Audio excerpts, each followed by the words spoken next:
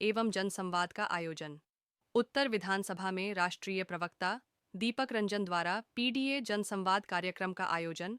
लखनऊ में रविवार को उत्तर विधानसभा क्षेत्र लखनऊ शिया P.G. कॉलेज के सामने गोमती लॉन में पीडीए पखवाड़ा एवं जनसंवाद का आयोजन हुआ। इस कार्यक्रम के आयोजक प्रवक्ता दीपक रंजन, कार्यक्रम की अध्यक्षता उदय प्रताप सिंह, पूर्व सांसद एवं कवि, ने की। कार्यक्रम के मुख्य अतिथि के तौर पर अरविंद सिंह गोप, पूर्व कैबिनेट मंत्री, मौजूद रहे।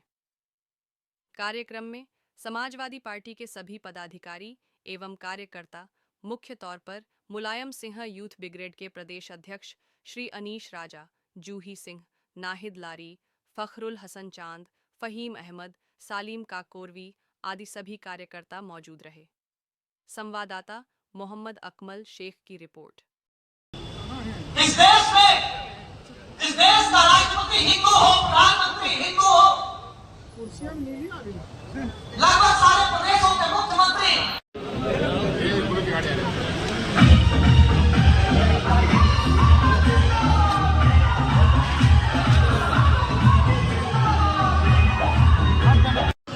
जो हमारा right to life human dignity का अधिकार है उसको इस सरकार ने पूरी तरीके से खत्म कर दिया है। जब हमारे आदरणीय मुख्यमंत्री को के द्वारा जो है अपमानित,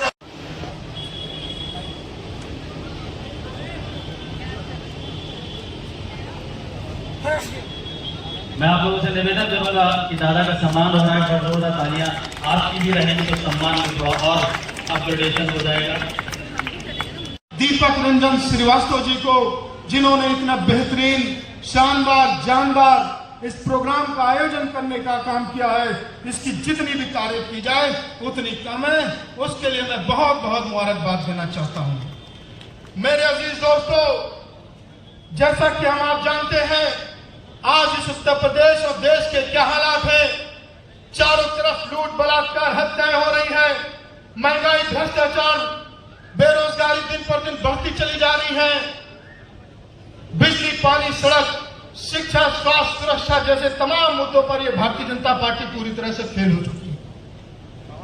इसलिए जहां 2024 के पार्लियामेंट के इलेक्शन में उत्तर प्रदेश को छोड़ करके बाकी जगह पर उसने झूठ की बुनियाद पर अपनी एक इमारत को जोड़ करके इस हिंदुस्तान की हुकूमत पर कब्जा करने का काम कर लिया, लेकिन इस उत्तर प्रदेश में वो इस मामले में कामयाब नहीं हो पाया।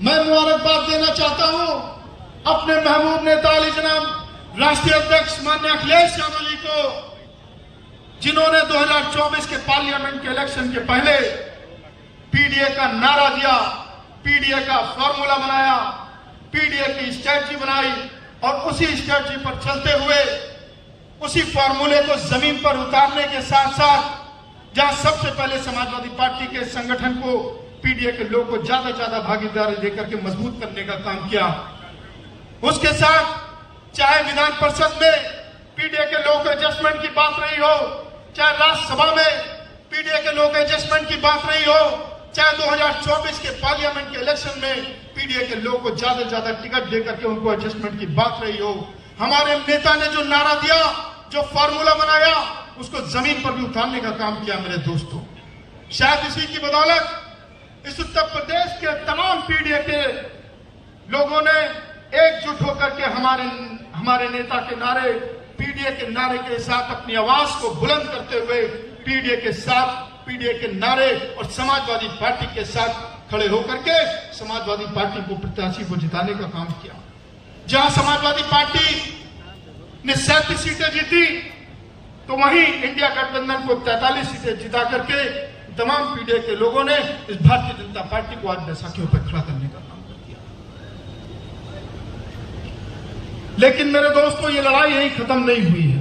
ये बात सच है कि इस उत्तर प्रदेश में हमने, आपने मिलकर के, पीडीए के लोगों ने मिलकर के भारतीय जनता पार्टी को यहां पर शिकस्त दी, लेकिन कहीं ना कहीं दूसरे प्रदेशों में हमारे इंडिया गठबंधन के लोग भारतीय जनता पार्टी को हराने में किसी तरह से नाकामयाब रहे।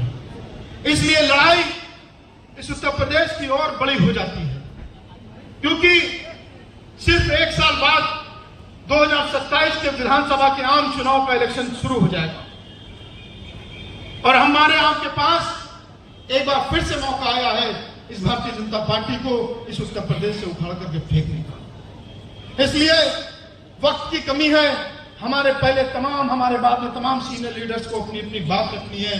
हमारे गुरु जी यहाँ पर हैं, उदय प्रताप सिंह जी मंत्री जी, उनके साथ हमारे बड़े भाई अरविंद सिंह गोप जी, तमाम सीनियर लोग अपनी बात रखती है।